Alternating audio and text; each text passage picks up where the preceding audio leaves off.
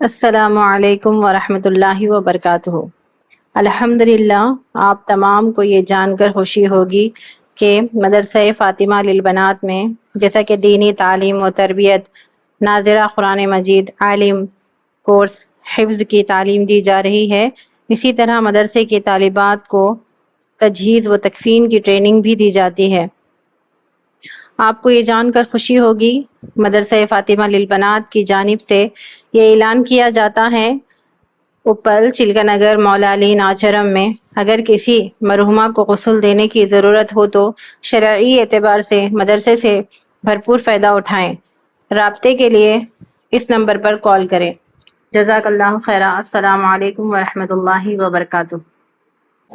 तो आज हम लोग आप लोगों के सामने मैयत को गुस्ल और कफन किस तरह पहनाते हैं वो तरीका बताने वाले हैं। तो सबसे पहले जब किसी के घर में इंतकाल हो जाए किसी शख्स का, तो उस वक्त में औरत की बात करी हूँ, मर्द के लिए अलग है। तो सबसे पहले उनका जैसे ही उनका जिस्म ठंडा पड़ जाए और दोनों नाखूनों के अंगूठे ऊपर को उठ जाए और आंखों की पुतलियां ऊपर चली जाए, तो समझ जाइए कि उनका वक्त करीब है और वो जाने वाले हैं। तो उस वक्त उनके चेहरे को किबले की तरफ कर दे और जैसे ही रूह निकल जाए तो उसके बाद फौरी उनके दोनों पैरों के अंगूठों को बांध दे, और अगर हाथ पैर वगैरह सीधे ना हो तो सीधे कर दे, और अगर दोनों आंखें खुली हो तो उसे बंद कर दे। और सर पर मुंह बंद करने के लिए जब कपड़ा बंधते हैं तो जब ये कलिमा कहे बिस्मिल्लाहि व मलाइकतिही व रसूलिही, ये कहते हुए सर पर कपड़ा बनिएगा। अब उसके बाद उनके पेट के ऊपर नमक की पोटली रख दे, ये बहुत जरूरी होता है। और थोड़ी सी नहीं बल्कि 1 किलो की कम से कम एक पोटली बनकर उनके पेट के ऊपर रख दे, और उसके फौरी बाद जल्दी जल्दी कफन आने का और हिलाने का गुस्ल की तैयारी शुरू कर दे, क्योंकि उसके बाद फौरी बाद गुस्ल और कफन दफन में जल्दी करनी चाहिए। तो सबसे पहले जब मैयत को पानी मिलाने के लिए जिस तख्त पे उन्हें मिलाया जाएगा उस तख्त को एकदम साफ पानी से धो ले, और इसके बाद उसे खुशबूदार जैसे लोबान या फिर अगरबत्तियों का धुआं चारों तरफ दे, या तो 3 मरतबा या तो 5 मरतबा या तो 7 मरतबा, चारों तरफ खुशबू से उस लोबान की खुशबू उस चारों तरफ फैलने के बाद फिर उस मैयत को ले जाके उस तख्त पे रख दे। और तख्त पे रखने के बाद उनके जिस्म के कपड़े आप उसी वक्त बिल्कुल ना निकालें, बल्कि उनके ऊपर एक और चादर रख दे। आपको चादर रखना है, बहुत सारे लोग कपड़ा रख देते हैं, ये बहुत गलत है। आप ऐसी मोटी चादर ले जिससे जब मैयत को पानी मिलाया जाएगा तो उनके अंदर का जिस्म हमें झलके ना ही कुछ जाहिर हमें नजर आए, इसलिए मोटी चादर इस्तेमाल करना चाहिए, ना कि बारीक कोई कपड़ा। तो उस चादर को उन कपड़ों के ऊपर से ही रख के अब बिना मैयत का सतर देखे हुए उतारिएगा। ये मैयत के लिए भी है, जिस तरह जिंदा इंसान का एक इंसान से पर्दा है, एक औरत का औरत से पर्दा है, उसी तरह का मैयत का भी है। तो बिल्कुल बिना सतर देखते हुए उनके कपड़े उतारने की कोशिश करें। अगर कपड़े उतारने में मुश्किल हो तो उस वक्त आप कैंची इस्तेमाल कर पहले दाहिने कंधे की तरफ से काट कर फिर बाईं तरफ से फिर ऊपर से निकाल दें, और उसके बाद नीम गर्म पानी, मतलब ज्यादा ना ही गर्म और ना ही ठंडा, एकदम कुनकुने पानी, इस पानी से मैयत को गुस्ल कराएंगे। तो सबसे पहले हम मैयत को इस्तेमाल कराएंगे, उसके लिए सबसे पहले हमें कपड़े उतार देने के बाद से और उनके पेट की तरफ अपना हाथ डालकर हल्के से 3 दफा पहले दाहिनी तरफ से हिलाना है। वो करने से पहले आप हाथों में हैंड ग्लव्स डाल लें। इन हैंड ग्लव्स के साथ ही आप पहले मैयत के दाहिनी तरफ से 3 दफा हल्के हाथ से सहला देने से जो भी नजाकत है या जो भी है वो सब बाहर निकल आएगी। फिर बाईं तरफ भी यही अमल करिएगा। फिर उसके बाद बिना उस जगह को सतह को देखते हुए वहाँ की जो नजाकत है उसे साफ कर दे, और आपको ये लगने लगे कि वहाँ की नजाकत पूरी साफ हो गई है। अब उसके बाद अपने हाथों में से वो ग्लव्स निकाल ले और वो ग्लव्स को निकाल के फेंक दे जगह पर। अब उसके बाद हम सबसे पहले मैयत को वजू कराएंगे।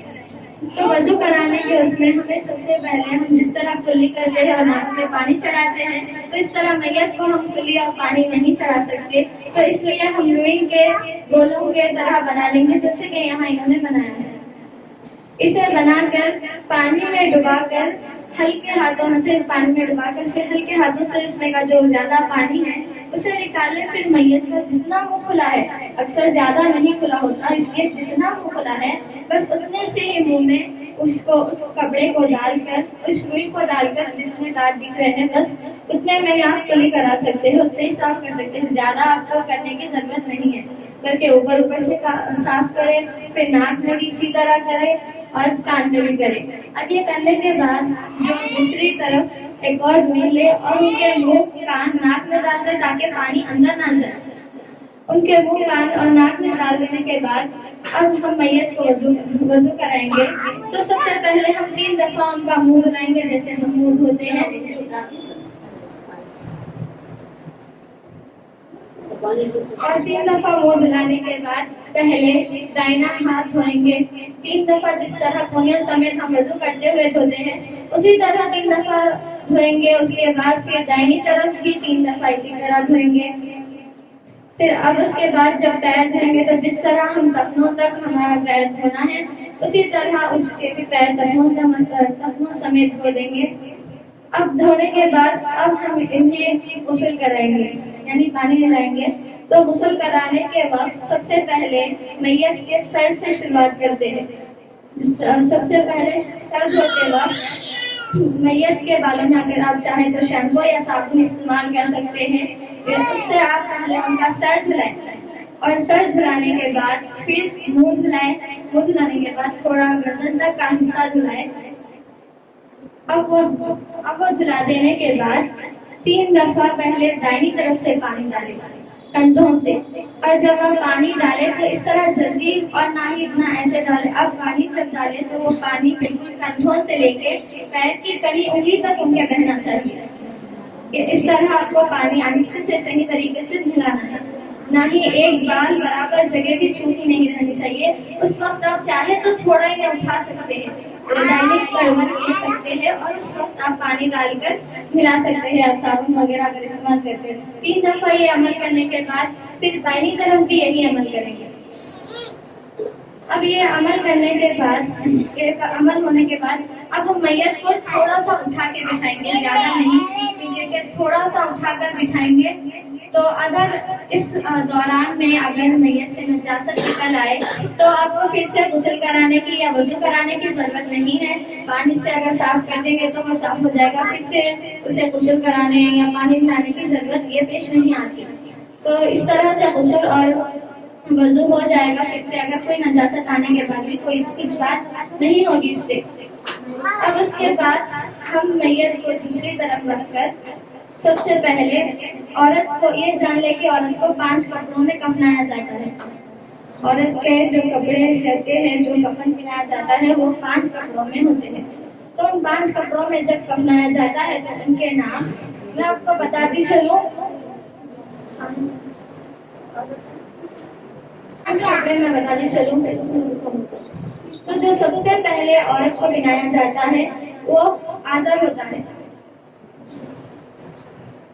वो आज़र होता है। और उसके बाद फिर जो दूसरा पहनाया जाता है वो सीनाबंद होता है। और उसके बाद जब सीनाबंद पहना दिया जाता है फिर उसके बाद कुर्ता पहनाया जाता है।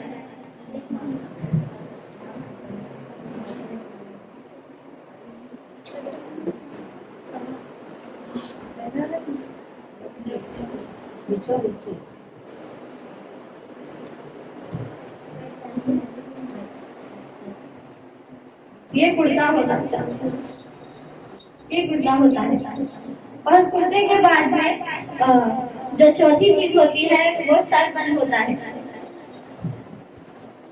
सरबंद 4 कोने के जो कपड़े को एक तरफ मोड़ देने से उस तरह काट कर बनाया जाता है सरबंद।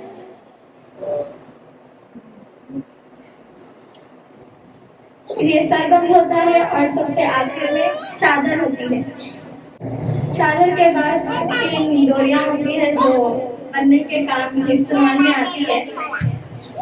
तो अब जिस तरह पहले औरत को जो चीज पहनाया जाएगा, तो उस तरीके से हम जिस तरह हम कपड़े पहन सकते हैं उस तरह मुर्दे को हम नहीं पहना सकते, तो इसे हम उसी तरीके से पहनाएंगे। मतलब किस तरह, सबसे पहले हम आजर सबसे पहले डोरियां रखेंगे तीनों तरफ, एक बीच में, एक ऊपर और एक नीचे।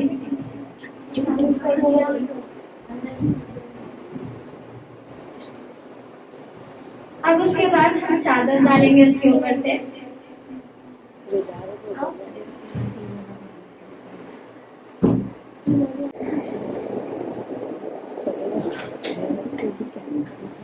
अब उसके बाद हम सरबन रखेंगे।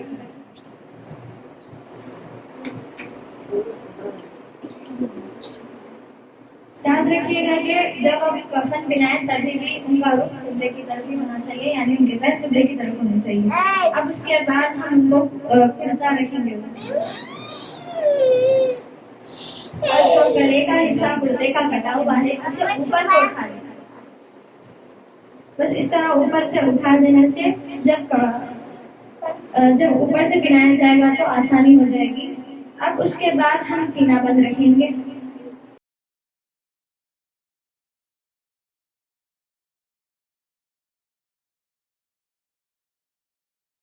उसके बाद आजर रखेंगे।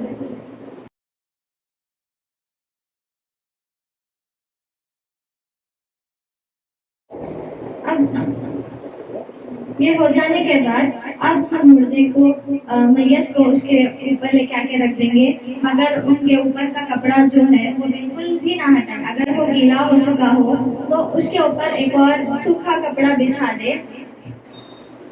उस जो गीला कपड़ा है उसके ऊपर से बिछाकर फिर नीचे से आराम से निकाल ले। और उसके बाद में ही जब आप कफन पहनाएंगे तभी भी आप वो ऊपर का हिस्से का कपड़ा नहीं हटा सकते। अब उसके अंदर से ही सबसे पहले हम आजर पहनाएंगे, तो आजर सबसे पहले दाहिनी तरफ से पहनाया जाता है, फिर बाईं तरफ से पहनाएंगे बिना ऊपर का कपड़ा हटाते हुए। फिर उसके बाद सीने बंद को भी पहले दाहिनी तरफ से पहनाएंगे।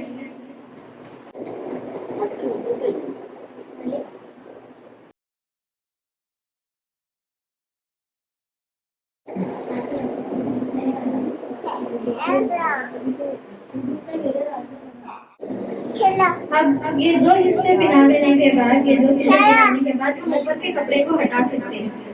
अब उसके ऊपर से हम कुर्ता डाल देंगे।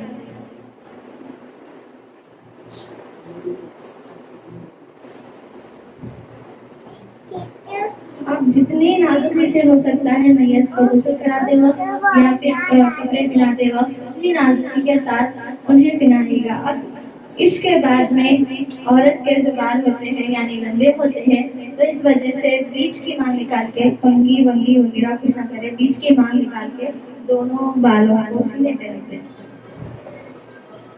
दोनों तरफ से रखने के बाद कंघी वगैरह कुछ भी ना इस्तेमाल करते हुए अपने हाथ से ही कर देंगे और इसके बाद फिर हम सरबत बनेंगे।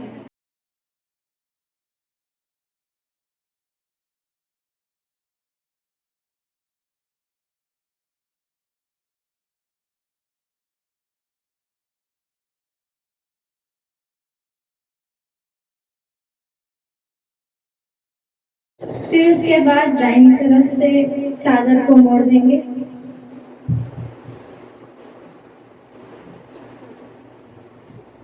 फिर बाईं तरफ से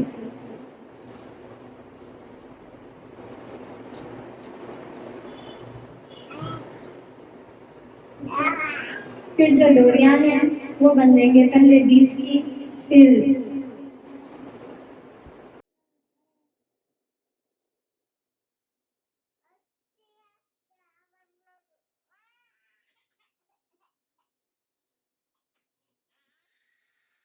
पैरों की, फिर सर की।